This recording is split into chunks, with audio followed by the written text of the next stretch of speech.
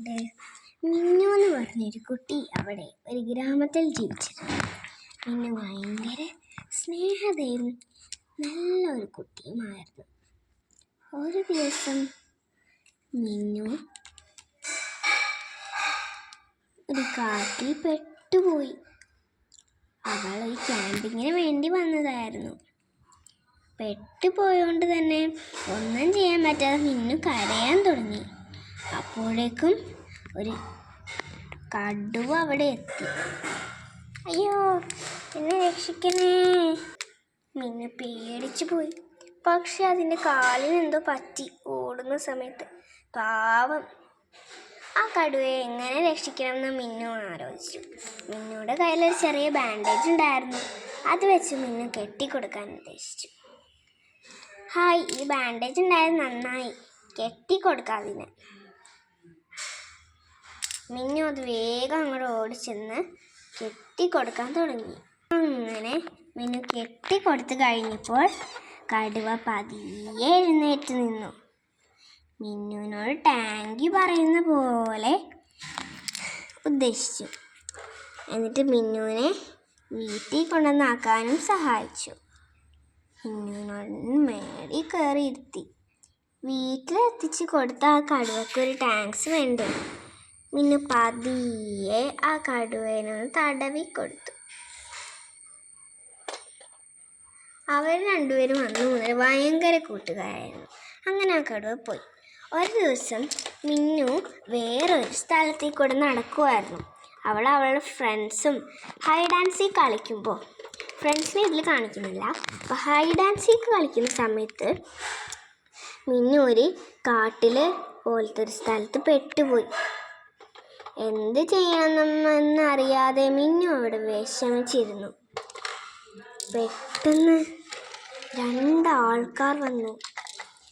മിന്നുവിനെ kidnap ചെയ്യാനായി രണ്ടാൾക്കാർ അവിടെ എത്തി.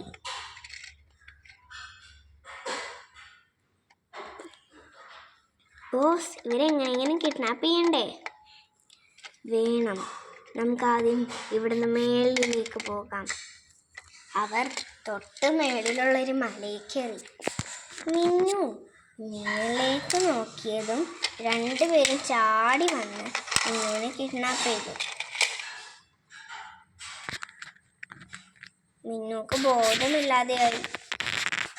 മിന്നു പതിയെ കണ്ണടച്ചു. പാവം മിന്നു.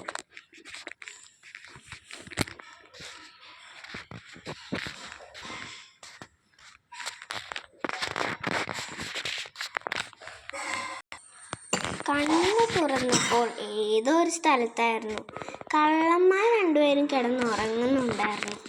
അവർ വേഗം എഴുന്നേറ്റു. മിന്നു എഴുന്നേൽക്കുന്ന ശബ്ദം കേട്ട് അവരും എഴുന്നേറ്റതിന് ശേഷം ഈ കടുവ, അവൾ സഹായിച്ചിരുന്ന ആ ഒരു കടുവ, അതിനെ തിന്നാൻ വേണ്ടി കൊടുക്കാൻ നോക്കി. പക്ഷേ മിന്നുക്കും ആ കടുവേനെ അറിയാമായിരുന്നു. പക്ഷെ മിന്നു ഫസ്റ്റ് ആ ഒരു കടുവേനെ കണ്ടിട്ട് പരിചയം തോന്നിയില്ല. കാരണം പല കടുവകളും ഒരേപോലെയാണല്ലോ ഇരിക്കുന്നത്. മിന്നു പേടിച്ച് പുറകോട്ട് നീങ്ങി തുടങ്ങി. അവിടെ ഒരു മതിലുണ്ടായിരുന്നു. അവിടെ ചെന്നിടിച്ചു. കടുവ പതിയെ തിന്നാത്ത രീതിയിൽ വന്ന് തടവാൻ ഉദ്ദേശിച്ചു. മിന്നു വേഗം വന്ന് അതിന് തടവി കൊടുത്തു. കുഞ്ഞിക്കുട്ട, ഇത് നീ തന്നെയാണോ? മിന്നു അതിൻ്റെ മുകളിൽ കയറി. കടുവ നിർത്തിയോ, സഞ്ചരിക്കാൻ തുടങ്ങി. എന്നിട്ട് മിന്നുവിനെ അവിടെ താഴ്ത്തിയിറക്കിയിട്ട് ഈ രണ്ട് കള്ളന്മാരെയും ഇടിച്ചിട്ടു. മിന്നു നല്ല സന്തോഷമായിരുന്നു. മിന്നുവിനെ പുറത്ത് കയറ്റിക്കൊണ്ട് ആ ഒരു കടുവ പതിയെ പതിയെ വീട്ടിലേക്കാക്കി കൊടുത്തു. മിന്നു സന്തോഷത്തോടെ അതിന് ഒരു പ്രാവശ്യം കൂടി തടവി കൊടുത്തു. അങ്ങനെ അവർ രണ്ടുപേരും നല്ല സുഹൃത്തായി. എൻ്റെ ഈ കൊച്ചു കഥ ഇഷ്ടപ്പെട്ടെങ്കിൽ like, subscribe, comment. Bye bye. അതെ, നിങ്ങൾ ലൈക്ക് സബ്സ്ക്രൈബ് ചെയ്യണേ, അല്ലെങ്കിൽ ഈ കടുവ പിന്നെ എന്നെ കാണില്ല. കടുവയുടെ കാര്യം പേടിപ്പിച്ച് കളഞ്ഞു. ബൈ. നമുക്ക് അടുത്ത വീഡിയോ കാണാം.